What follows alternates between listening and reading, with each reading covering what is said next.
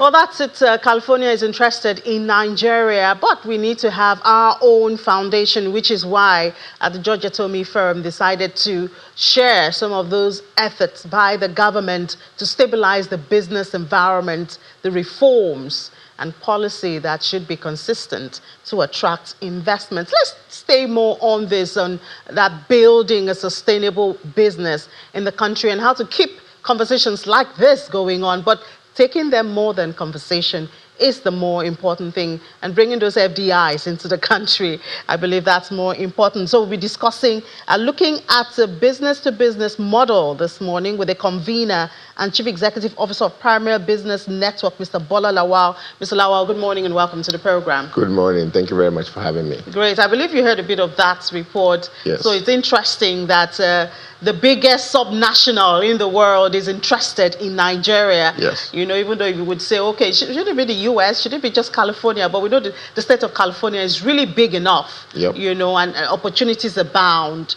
And then we had the Secretary of Transport for the state talking about the entertainment industry, which already is connected there, and we should be proud of that. But we also have our own in-house workings to do. We need to ensure that we're ready for such an attention. Yep. For you now, dealing with businesses, connecting businesses, our network and all of that, how ready is Nigeria for an attention like this? Thank you very much again for having me. Nigeria is very ready. Everything, the signs look towards that. Yes, if you ask an average business person, they'll say things are hard. There are the reforms by the current government. There are hard decisions that have been made. But if you look at just key economic indices, if you think about population growth, our natural resources are still here, our talent, creative economy, all those things are still here, and in fact growing on a bigger scale, from fashion to movies, music, all of that. We have massive opportunities. Africa is still the youngest continent. Nigeria has probably the biggest pool of young black people in the world that speak English. I expect to say this because English is still the language of business. Anybody that wants to argue can argue, and we have plenty of them. We have bright young people. A lot still needs to be done education-wise in terms of building our pipeline, because there's this argument, okay, do you invest in infrastructure or do you invest in people? I always say you don't pit both against each other, because they need each other. You need infrastructure, you need industry, you need those things available, because industry funds education. Industry employs the product of education. So, and where we are right now, we're prime. It's a prime moment. It's as a business person, even though it's challenging, getting access to finance, getting access to quality business, invoices are always hanging somewhere, but we are still in a very key moment. If you're in business, you should still be very excited, even though the challenges are there, but you should still be very excited, because the key thing about business is opportunities being available, and there are tons of opportunities, whether we need people to come in FDI-wise or whether internally more people should rise up and take the bull by the horn and play in key industries, tech, agriculture, all of these opportunities that we have around us. It's a very good moment. Yeah, but you know, we've been talking about potentials, opportunities for decades, and sometimes it can get frustrating. You talk to a lot of people in the real sector, and so one would say, well, what can we do differently compared to what we've been doing to really harness these opportunities? We see the opportunities are there, and unfortunately sometimes it does look like, you know, the people from outside exploit those opportunities to the detriment of the local players. How do we change the conversation? So one, the conundrum is, if you, for example, you know, there's a program that I was in a couple of years ago, and they say, as a leader, leave the dance floor and go to the balcony and watch what's happening on the dance floor. You get a bit more clarity. Maybe what's happening is people coming from outside, they don't have any agenda, taking out all the noise. All they see are the real opportunities existing. An average person that is already here has some type of bias, political, economic, cultural, religious. We have something that is clouding us, and also challenges with opportunities. But when you are coming, But we have diasporans. Shouldn't they be seen from? something got them out the country. So they already have something already blocking them. There's some sort of bias. Like I'm diasporan, right? I've been doing business in Nigeria since 2016. And it has never been clearer than now for me to see the opportunities. And Would even, it be because you've gone outside? yes, yes, I've gone outside, I've seen how things are, and I also know that here opportunities are abound, and I can leverage a lot of my networks, a lot of the things that I've learned, and bring it back home. The folks coming from outside as well, the different ethnicities that come here, did you see all this is opportunity? Now, for us, what we need is more collaboration, work together. Like I run this community, Premier Business Network, is over 1,000 members, a lot of business owners, founders, executives, cut across all the industry. And within our own, I'll say, little ecosystem, what we've been able to do is collaborate. And you can see real time how companies can leverage on expertise and get things done. I'll go to tech because a lot of my background is in building businesses, is in tech. I'll go to tech. You would see banks and fintechs. Fintechs can literally start a new application tomorrow morning. If a bank tries to do it, have you sent it to Oga? Have you sent the approval? So it's a little slower. But the banks have money. The banks have branches in like everywhere in the country. A fintech can't do that. If a fintech and a bank collaborate. Is there no collaboration? I thought there was collaboration between fintech and traditional banks. It's not where it needs to be. It's not where it needs to be. We still have heroes in business where you don't need those fintechs. So why are we going to share commission with them? I can call my tech team. We'll build it. We'll build it 18 months. Okay, where's the application? It's still taking time to develop. MD has not approved. MD has not approved. The board hasn't met. While you're trying to deal with a young person that understands how to build tech, may not necessarily know business, but understands how to build tech, understands how to build fast, will make mistakes. So collaborations, for example, that work well, will just make things go through the roof. For example, in fintech, in the tech world, and I'm not trying to advertise for them, but I hope you don't mention the brand name. Okay, there's a particular bank. There's a particular bank that is known to be upwardly mobile tech-wise. The reason why they're that is that one of the very, very big fintechs now that's all over everywhere, that their POS is the fastest, if you know what I'm talking about, used to power their tech. And they were able to do amazing things together. And that's what we're talking about. Whether it's in creative economy, it's in agriculture, agro-processing, it's in tech, the more local collaborations, the better we'll be able to harness on the opportunities that are available. And don't be angry at the people coming in and taking opportunities. Partner with them. This guy, I see all of you foreigners going into the bushes, going to farm. Is there something we're doing wrong? Can I work with you? Can we partner? Those are the things that I would love to see more. And if I would just say anything, that's why business communities, business networks are very important, because sometimes some people just don't know how. I don't know, what am I supposed to do? How can I connect? Well, if you're in a space or in an environment that will help you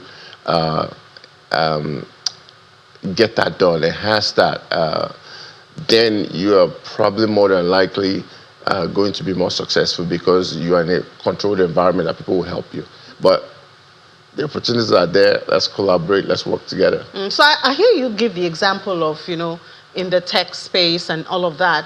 But I'm thinking more about, what about the manufacturing, for instance? I know these are some of the benefits of processing zone, where one person's output is another person's raw materials, but I mean, those processing zones, I hear the requirement to get on them is for the big guys, but I wonder if there could be a community in the real sector, in the manufacturing, where there's a common facility, power, for instance, and then this finished products ends up as a raw material here, and I think that would create a very good ecosystem for the real sector. I agree. So you're speaking in value chains, right? if you think oil and gas, for example, it's upstream, midstream, downstream. You figure out where you can play in and you exploit from there. Um, and this is probably also where government can key in a bit more as the facilitator, as the engineer of business and business growth. You know, maybe a lot of us capitalists don't believe government should be in the business of business, but government should be the ones to identify the gaps, the areas, and hey guys, okay, we have this agro-processing zone. You know, these are the companies that are there. We need more companies in this area so that you can take from here and add value to it and maybe get it to the next person within the value chain or get it out there for consumers. We need governments, and when I speak government, I'm not just talking federal government because people already know everything is government's problem. But the work lies a lot within even subnationals, within states, within regions. We don't see a lot more regional corporations. I really love the Southeast East Commission, Development Commission that the government has set up. I've been calling for that one particularly for a long time. And all of those regional corporations, because what they would do is look at states, for example, okay, in the Southwest, you and you, what can you guys do together?